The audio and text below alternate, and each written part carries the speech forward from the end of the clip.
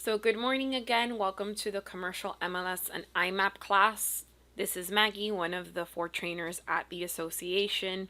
The commercial MLS and iMapp class, the MLS portion at least, oftentimes people attend these classes or these webinars because they're curious as to how it's different or what comes with a commercial membership.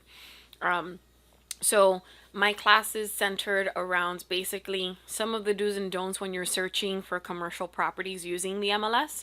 And then in iMapp, I show you how to pull up a property if you want to analyze a specific property using an address. And then I show you how to do a little bit of farming using iMapp, farming for commercial properties. So to get started, you would go ahead and if you're a commercial member, you log in same way everybody else logs in. From our website, you would look for that gateway link at the top of the screen. Also, it's in the scrolling banner in the center. There's an icon dedicated to the gateway, and right beneath it on the left, there's a gateway as well. As we go through the presentation, there is a chat built in to join me. Feel free to leave your questions there. Please try to be as specific as possible with your questions because I will go in to answer the questions at the end of the presentation. And so if you aren't specific and it's a little general, I might not know what you're trying to ask. So just try to keep it specific so that it's clear. So once you've logged in, I'm logging into an account the trainers use for commercial purposes. This is a secondary commercial dashboard. The differences between the dashboards. So one of the things that we did for our commercial members is that we reorganized the dashboard and we reorganized some things in Matrix for the commercial members' convenience. So this is a secondary commercial or resi-mercial member. And you'll notice that things are branded in red. There aren't as many icons to work with. If you're a primary commercial member, there are even fewer of these. If you ever wanted to return to that original gateway screen that you saw at some point, in the top left corner, you can click on home and it'll kind of jump into the standard default gateway. But one of the things we did was we gave you that little commercial tab, and by default, when you log in, this is what loads. Now, Matrix, you have it here. For my primary commercial, it might say South Florida Commercial MLS. And so I'm going to go ahead and jump in. One of the other things that we did for our commercial members was we reorganized the searches. And so you'll notice there's a search tab, and what we see first on that list are those commercial searches. And then you have a tab for your residential searches so that you aren't hunting for your commercial searches when you need them. Now, to be clear, everyone has access to the data in the MLS.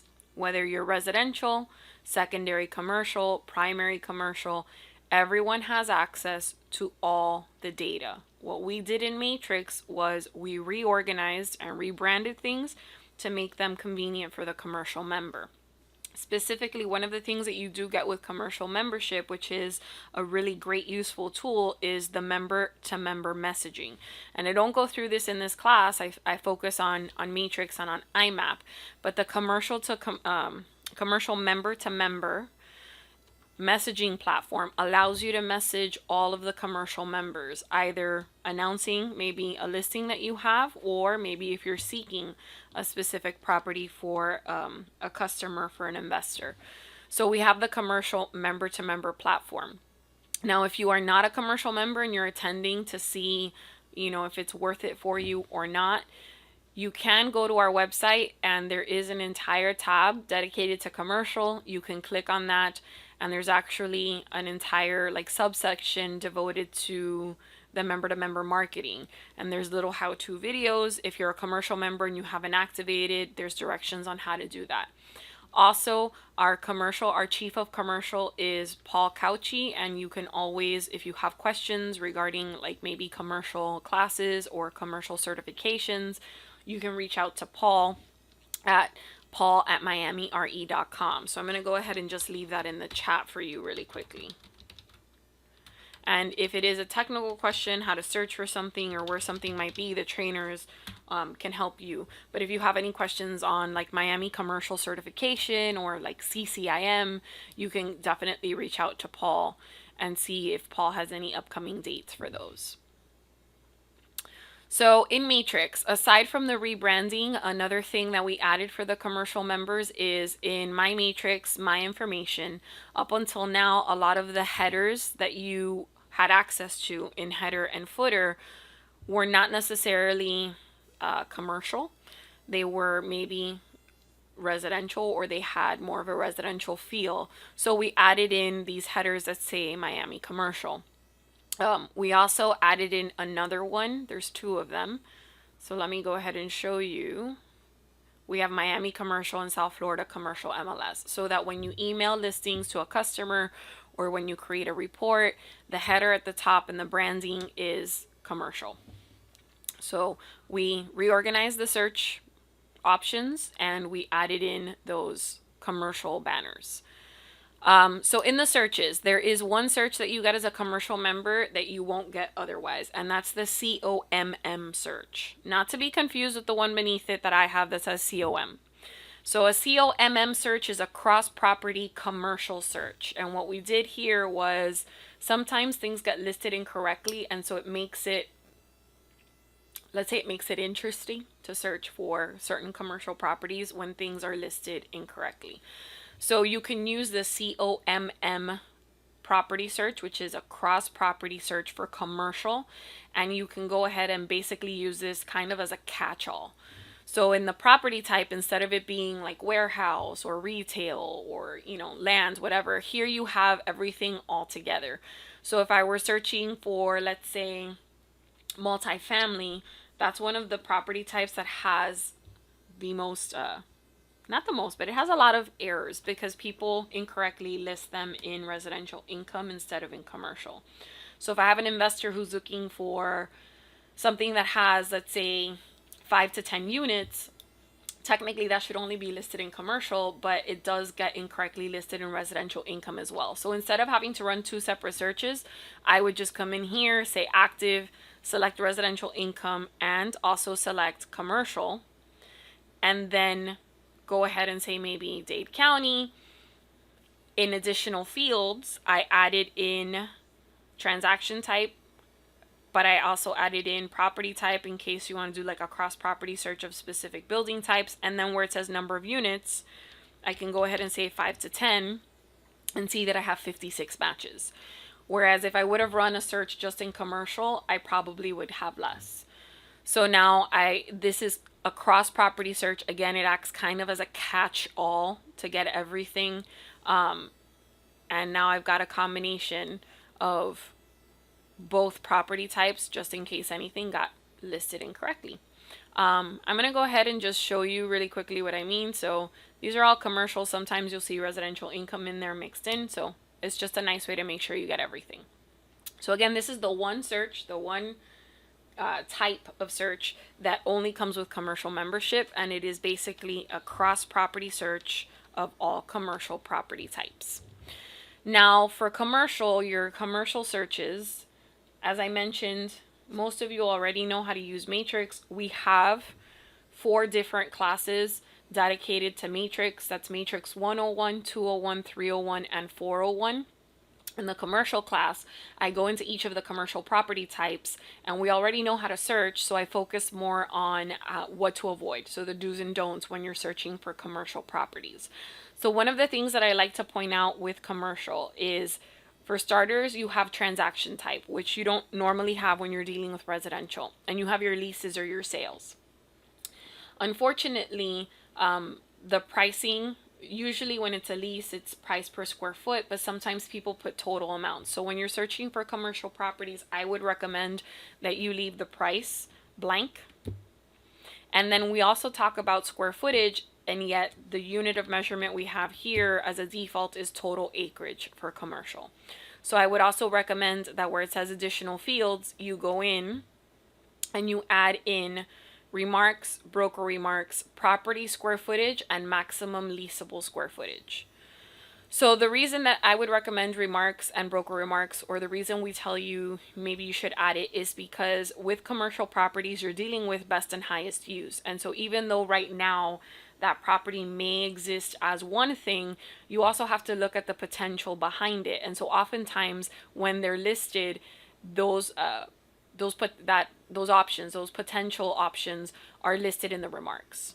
You know, they usually say, you know, could be good for, etc., and they go ahead and they list the other uses for that property. So allowing or adding in remarks and broker remarks allows you to then search for those listings that potentially could be what your customer is seeking.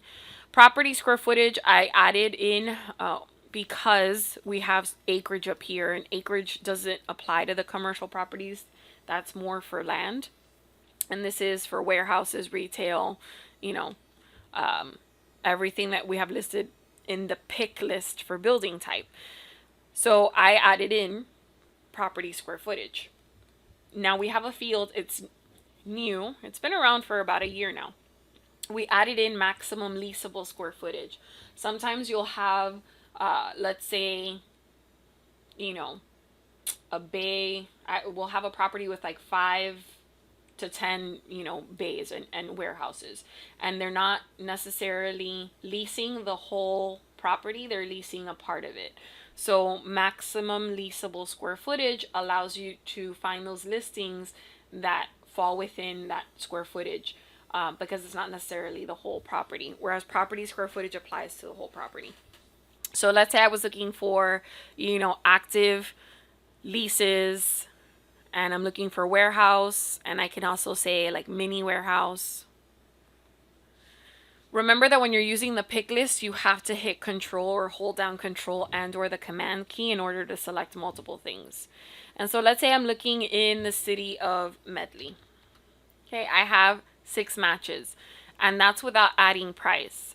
So even though I'm dealing with a lease and maybe they want their lease price to be $5,000 or less, you know, or price per square foot, we need to be careful because of the pricing issues.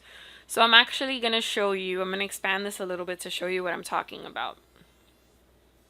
So if I were to look at warehouses, I kind of expanded my search.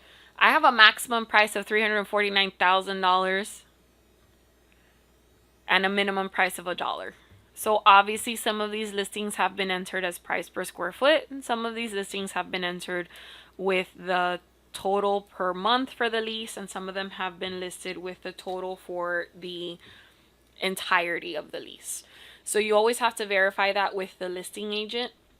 And there are a lot of fields in commercial that are optional. So you'll notice when you look at commercial listings that there's very little. There's, you know, the property's information, and then the remarks is kind of where they make sure to put the most important details. Okay, so again, my recommendations for your commercial searches is don't use price so that you don't limit yourself. As you saw, prices can vary greatly based on how that listing agent listed that property. Also, be very careful and very specific with your leases and sales. And then I would recommend adding the fields for remarks, broker remarks, property square footage, and maximum leasable square footage. Okay, now aside from your commercial search, you have commercial land. And that is commercial, agricultural, industrial land. We're not dealing with structures, we're dealing with land. So here you'll notice there aren't a lot of pictures because there's only so much you can do, or so many pictures you can add for land. So you might see a satellite image, maybe a drone shot or a drone video. One thing to note here is we usually talk about land in terms of acres, and here the unit of measurement is square footage. So in commercial land, I would recommend that you go to additional fields and you add in total acreage. So if I were looking, let's say down south, a lot of times one of the questions we get asked most often is when you're dealing with residential searches or you're a residential member, you have 3 tabs at the top that allow you to jump between your criteria, your map, and your results. Commercial, it's not there right now, which is fine because it's just one step away.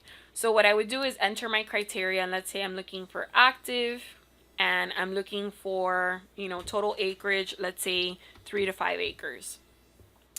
I go to my results, and this is true of any commercial search. When you want to use your map, leave your center column for location completely blank, enter the rest of your criteria, go to your results. Once you are in your results, in the top right corner, you'll notice you have your tab for the map again. And now I can click on the map. And if I had someone who told me they were interested in things that were, west of US 1, down south, then I can go ahead and draw a shape. So remember, the map allows you to kind of draw a shape. US 1 is right here. And now I've got my results narrowed down. So I just wanted to point out that if you ever wanted to use your map, you do have to go to your results first and then go to your map and draw on your map and do what you need to do. I'm going to click on one of the listings. So as I mentioned, when you're dealing with land, you're going to get a lot of these kinds of pictures. And if there are videos, it might be like a drone video. Sometimes it's a satellite shot. So just from like Google Earth or Google Maps like this, you'll see a little bird's eye view of the land. Okay.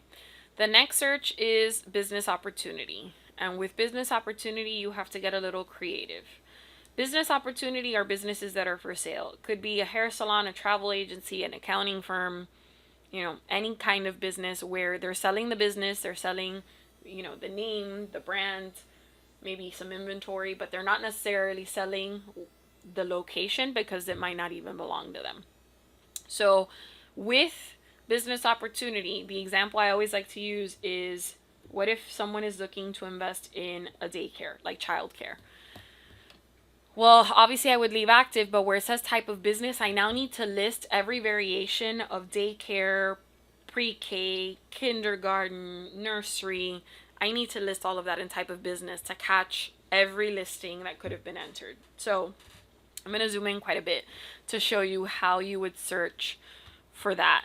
Now, where it says type of business, I always recommend that you use an asterisk at the start and end of the term in order to catch everything that contains that word. And let's say we're looking for a daycare. I'm going to put daycare. Now, some people might put a space between day and care, so I'm going to put a comma. And you don't need to put the space, you can if you want to. I'm going to put the next asterisk and I'm going to put day space care. Child care is another one. Same thing. Some people might put it together. Some people might put a space between child and care. Some people may have listed it as a pre-K. So I'm going to put pre-K. Some people may have listed it as a nursery. That might also be nursery as an agricultural. So I would go through and I would think of every possible variation of what they could have placed here, what they could have said here. And then I would put the rest of my information. Again, I wouldn't recommend price, just so that you can make sure you get the maximum number of results. So let's say I was looking just in Dade County, I have 19 matches. And where it says TPB USO, you'll see that it goes ahead. I have one that says childcare, but it was also listed as educational. And I wouldn't have captured this listing if I hadn't put those asterisks. So you have to be mindful of that. Another thing that I get asked often with types of businesses is, why is it that the addresses aren't present? Sometimes there's a confidentiality agreement in place, and so there's no address. In this situation with childcare, there's no address because we're dealing with minors. Sometimes with a business, the owner, the seller, doesn't want someone showing up to the business and possibly creating concern or slight chaos with employees. So a lot of times you might not see the address. Pictures as well. Please be careful when you are listing types of business or types of businesses that you do not add pictures that have people's faces in them, especially in this situation with minors. In the state of Florida, you need to post pictures, or if you're going to post pictures, you need explicit permission from the person, and our MLS wants pictures of just the property. No people, no signage, just the property. So in this case, we would need to make sure that we're complying with that. So you'll notice here, a lot of times, incomplete addresses and photos. We need to be careful. We don't want to list, this is a nursery that's agricultural, so that's fine.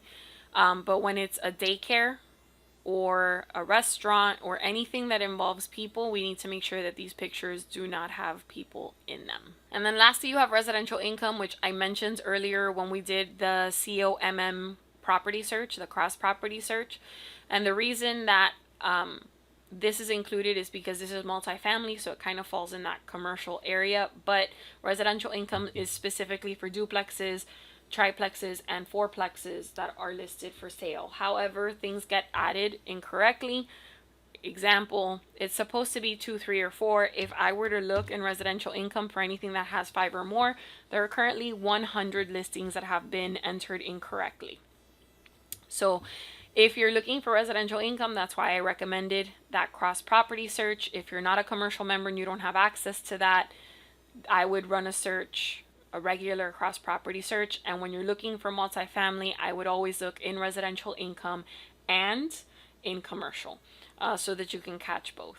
But this is technically supposed to be just duplexes, triplexes, and fourplexes. So iMapp has 3 different kinds of searches. They have a tax search, which is obviously to search the public record. They have an MLS search, which if I need to search something in the MLS, sometimes, as you've noticed, you kind of need to know your workarounds. But specifically, there's one thing in the MLS search that I always like to point out for those of you who like to farm expired listings. There's something iMapp has that no other product has. So I'll make sure to go through that with you in MLS search. And then you have foreclosure searches. So you have options here to kind of do a little bit of farming and prospecting. Obviously, I can pull up a specific property, and because the MLS doesn't always have all the details, I could just go ahead and jump into the MLS. Remember that you have iMapp linked in the listing, as well as RPR and Realist, so you can just click on the link and go. But if it's not on the MLS, you supply the property address. I'm going to go ahead and use the address for our headquarters office, which is at 700 South Royal Point Siena Boulevard. And you have to make sure you're in the right county, because iMapp does like to leave the last county that you worked with. So even though the address is valid, if you're in the wrong county, it will tell you there are no results. So I plugged in an address, I click on Start Search, and I get the property details. Now, they do have the option here to find comparables.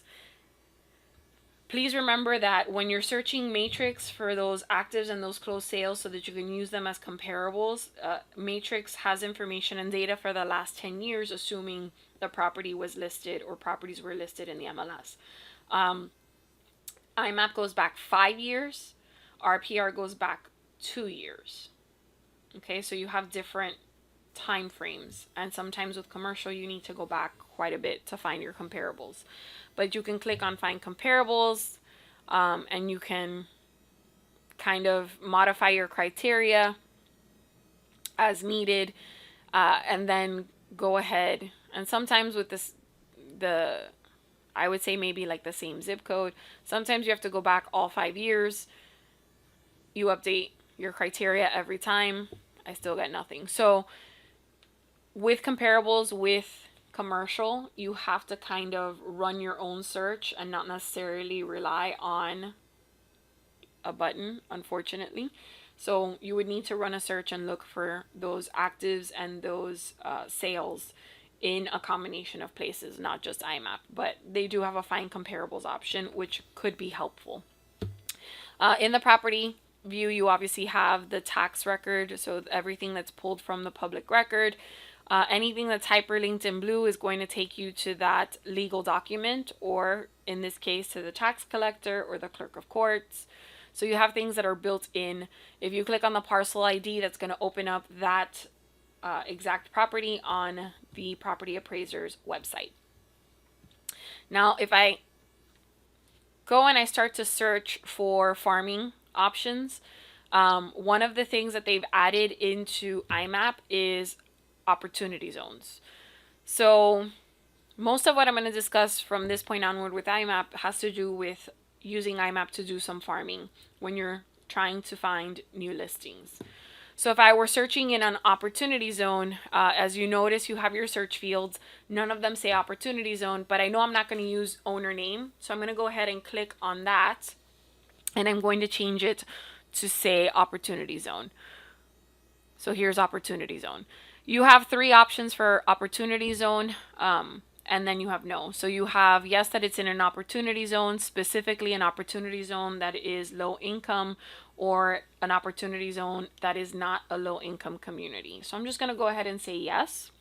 And then you can specify obviously area. You can click on the map and draw on the map. So I'm going to go ahead and I'm going to change property address to city. And I'm just going to say City of Miami. And then you can specify property use code. So maybe you want to see specifically maybe vacant commercial. And when you're prospecting and farming, it's like going fishing. Sometimes you enter certain criteria and something comes up, and sometimes you enter criteria and nothing comes up. So I'm going to see if there's any vacant land that I can pull up that's in any opportunity zone. Right, and I have 1,363 results. Now, when you're farming and prospecting in iMapp, when you get to your results, the results are not sorted, and some of these are currently active. And if I'm looking for new listings, I need to remove those actives from the list because someone else already listed it, someone else beat me to it. So the first thing I would do is in the center where it says results not sorted, I would change that to MLS status ascending. By doing so, MLS status ascending reorganizes it, and your active listings are now at the top of the list, and it's easier for you to go ahead and remove these. So of the 1,300 that I have about 58 of them that are currently active. So I can go ahead and remove those. Now, if you're doing this for a customer, so if we flip the example, instead of looking for potential new listings, you're looking for active listings. As of right now, Matrix does not have a field for opportunity zones. So if I have an investor that's interested in purchasing something in an opportunity zone, I would need to come to iMapp or to RPR, and I would need to run a search just as I did. So now by sorting it, I also see what's currently active, and I have information to provide my customer. So again, if you're farming, you need to get rid of the active. If you're searching for an investor, a buyer who wants to purchase something in an opportunity zone, placing those actives at the top makes it easier for you to then have the information to provide it to your customer. Because again, as of right now, Matrix does not have a field for opportunity zones. If you are going to do some farming and prospecting after you have removed the check mark from each of these actives, which unfortunately there is no way around this. You would have to remove these check marks by hand, one by one. Once you remove the check marks, you would go ahead and make sure to commit those changes. And then once you've committed the changes, you can download your results. You can create mail labels. If you refine the search, it allows you to go back and narrow your search down. You can save this search so that you can pull it up again later, and you can print this page. And there are various pages, so you would need to go page by page and print each page individually. If you decide to create mailing labels, obviously when we are dealing with commercial properties, we are going to want to address the owner. So we always make sure it says owner address. You can replace their name with something else if you'd prefer. You can remove duplicates. So if you have an owner who owns various plots of land, they're not getting 3, 4, 5 flyers from you. And then we can decide to only retrieve valid labels.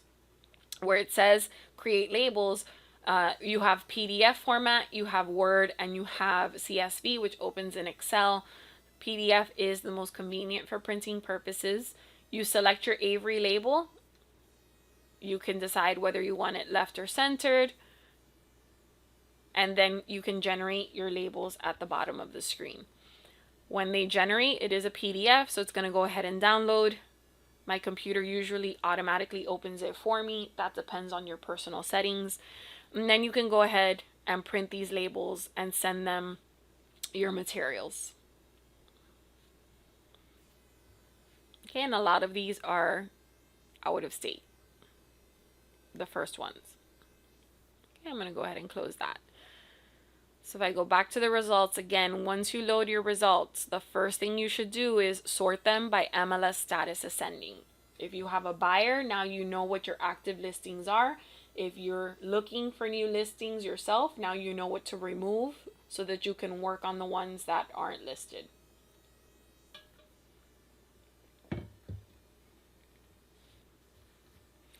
I'm going to go back to the search. So that was searching using opportunity zones, but sometimes you just want to search, let's say, multifamily. So I can go ahead and I can specify, again, maybe a city, maybe the county, but I can go ahead and change any of these fields that I am not going to need, that I don't use, and I can say, let's say property city. I'm going to go ahead and put Miami again. And then where it says property use code, we have multifamily with 10 plus units, but they also have multifamily with 1 to 10 units. So I can search all multifamily. This makes it a little bit easier to search multifamily. As you noticed in Matrix, things get listed incorrectly often. You can go ahead and just come into iMapp and run your entire search here. So I can click Start Search, and this is using property use codes from public record, and I have 5,000, which means I have more than 5,000. iMapp will only show you 5,000 results at a time. Again, MLS status ascending. And again, if I'm farming, I'm going to get rid of those actives. If I'm working with a buyer, then now I have my actives. Just so that you know, when you click on any of these properties, if it is active or it has MLS history, on the right hand side, you'll notice that right above property tax, it says MLS listing info. You click and it's going to pull in the MLS info that is listed in Matrix, including the pictures. So you don't have to jump back and forth between Matrix and iMapp. So you can use that tax search to either pull up a specific property or to do some farming. Again, if you are searching for a buyer, you would sort it by MLS status so that you can have your actives at the top, readily accessible. If you are farming, you have those actives at the top so that you can remove them easily. Now, next to tax search, we have MLS search. There is only one thing I'd like to show you here, and I show this whether it's a residential or commercial class. They have under listing status something named expired not relisted. So for those of you who like to farm expired listings, it allows you to farm those expired listings without having to double check and see if they've already been relisted by another agent. So you would go ahead and select your listing status. Where it says property type, I'm going to say commercial. You can do business, you can do residential income. And then very important is you need to specify a date. Otherwise, it's going to give you everything in the last decade or so that expired and never relisted. So I'm going to go ahead and switch one of these to say expired date. And I'm going to go ahead and I want to tackle anything that expired in January, February, March, and April. I don't want May because something might have expired yesterday and it's in the process of being relisted today. So I just want January to April. I'm going to go ahead and say expired date greater than or equal to, and I'm going to put 01/01/2020. And then I'm going to change the row right beneath it again to expired date, but this time less than or equal to, and I'm going to say 04/30/2020.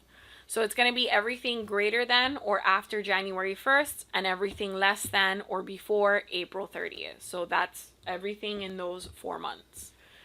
So I'm asking for expired not relisted. That was commercial that expired in that time frame. I click on Start Search. And I've got 428 commercial listings that expired between January and April that haven't been relisted. Here I don't have to worry about sorting anything because I know that it's expired and it hasn't been relisted. So I immediately would go to download the results or create my mail labels and send them my marketing materials. I'm going to go back to the searches. So again, that expired not relisted works for any property type in our MLS. Just be mindful of your dates and your date ranges. After your MLS search, you have your foreclosure search. Specifically here, we're looking for properties that have had a list pendants filed against them. That's the start of the foreclosure process. So the first thing I would do in a foreclosure search is I'm not going to search a specific case, so I'm going to change case number to list pendants.